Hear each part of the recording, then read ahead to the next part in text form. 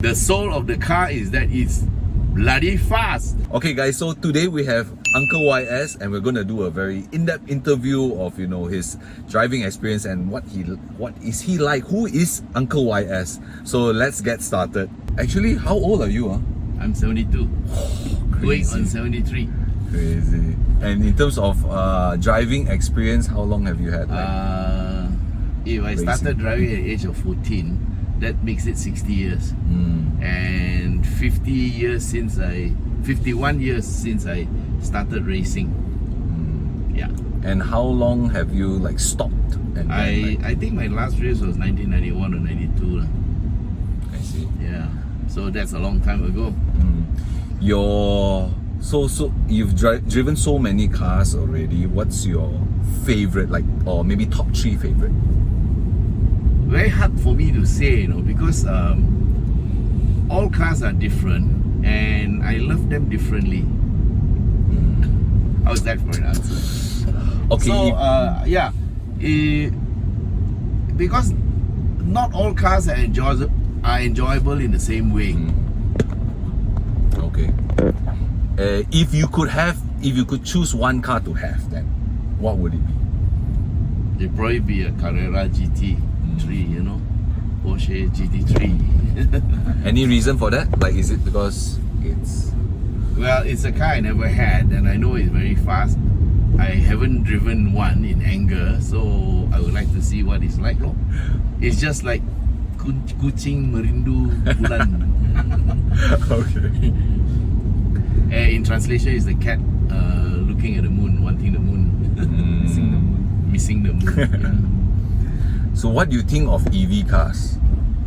Well, they are very fast for sure, but there's no such thing as a perfect car. Whilst you like the EV, then you have the range anxiety, and then of course the weight of the car is really heavy. Because I come from a motorsport background, and where I come from, the lighter the car, the faster it is. So now it goes against the grain. You have a heavy car, yet it goes very fast. But having said that, it will take more brakes to slow it down. It's not as nimble, Once I was driving a Lotus with my good friend Oh Kabing, and then we were on the racetrack in the rain, and there was this Porsche Carrera 4 with all-wheel drive.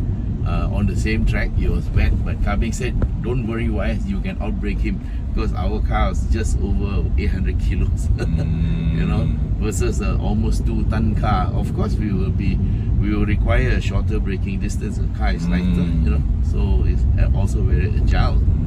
So every car is different. So if I'm running in the city, my favorite car used to be the Toyota Avanza. You know why? You just get into the car, you don't have to sit in the car, you don't have to climb up the car, you just put your butt against the seat and you swing your legs, and it's so easy to drive. You can park it anywhere and nobody will steal it, Yeah. And it can carry so much stuff and all that. So that's one of my favorite cars. And you talk to a guy who likes performance, say, what? Why do you like an Avanza? I like the Avanza for that. And then when I'm cruising in a mountain, I want an open top. Yeah. So there's no one car that has everything. In terms of, what do you think when people say EV cars have no soul? Well, you need to ask those people that have passed on this mountain whether the EV car has soul or not. The soul is what you put in. Okay. The soul of the car is that it's bloody fast. So you make what you can out of it, And then when you overtake them, the car got no soul. Yeah, but you're the EV, right? And what is your best sounding car then? Car that you like, the engine sounds really good. There's one that's the moment you said it, actually there are 2 cars that came to mind. One is my good friend's Aventador, and it really sounded good. And the other one is, of course, always I like the Subaru,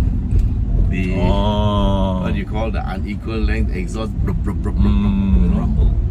rumble. And there are many cars with V6 and V8s that sound really good. So, but the car makers that tune the exhaust are the ones that really come up with the good sounds. Nothing happens by accident. You must want it to happen. Okay. In terms of like, what if you can name one experience of driving up this hill, what would it be like? One most memorable experience driving up this hill. Which car or like, what would it be? The car that I like best climbing up this hill, the memorable experience is of course a drive I had with my son, Ivan, and it was in the Lotus Emira. It was the V6 version, only 400 horsepower, but very, very well balanced, and it's a manual, and I really enjoyed that drive for a couple of things. First of all, the car handles superbly, and secondly, I was with my son in the car. I see. Has there been any touch wood but near-death experiences driving up here? Or like very... No, never. Okay. Because I have always been very careful. Important thing about driving up here is you have to respect other drivers. Even though they are not doing the right thing, you still have to respect that they have a right to be there. And in the earlier drive where we had, and I said I expected that there was this car, I expected that he would cut into my lane, and he did. So if you anticipate all those things, then you don't get into trouble. So driving is not just about your driving fast. Anybody can put your foot down and driving fast, but driving smart is very important, and being defensive is the first thing. So it's never about racing on this road. You know, generally what we do is actually check out the car. So having said that, you must also be very responsible. We have driven up here for 5 full years, not a single incident. The only incident was this morning. I scraped your door against the pavement.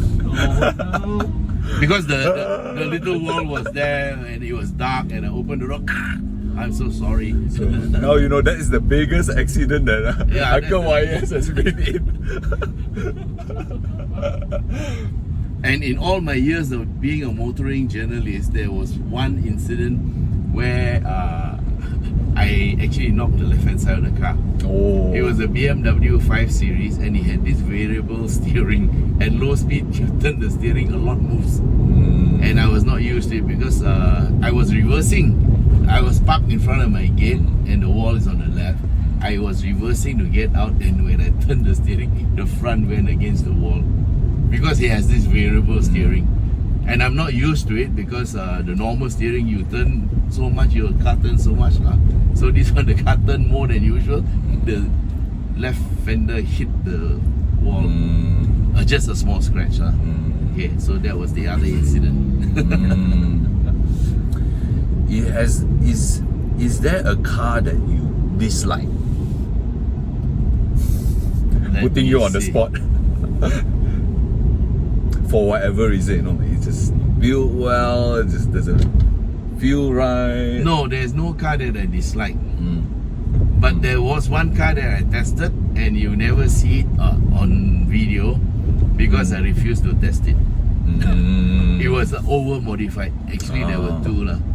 The cars were over modified, and I checked the cars out, and before I could even drive, they failed my test.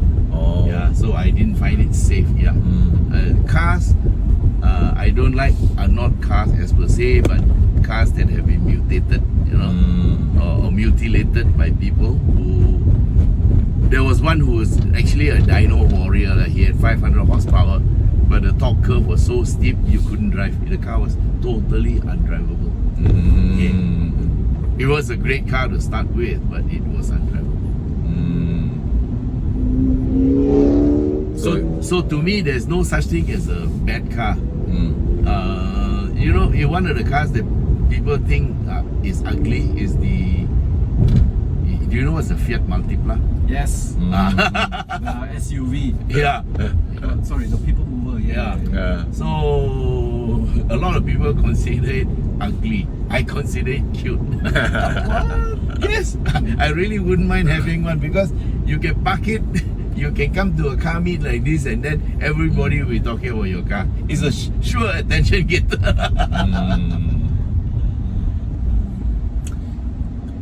Do you think EV cars are the future?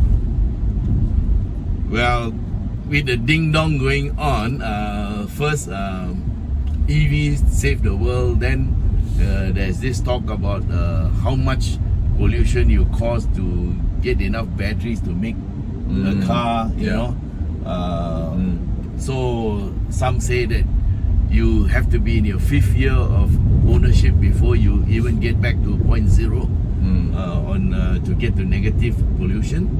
And the thing that I have some concerns about is actually the charging facilities.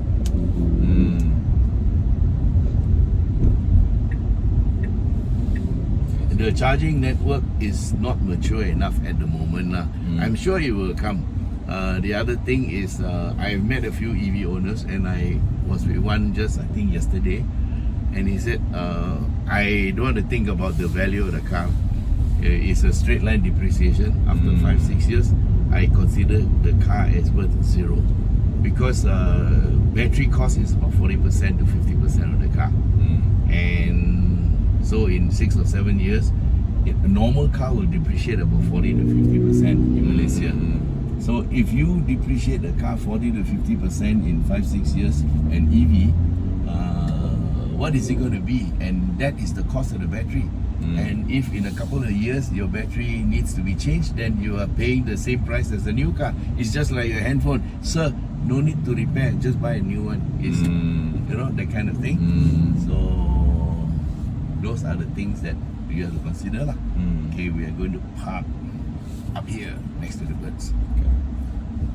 And maybe a final question. Yes. Any life advice to give, you know, your viewers, anyone watching, from your driving experience to just, you know, you living your life?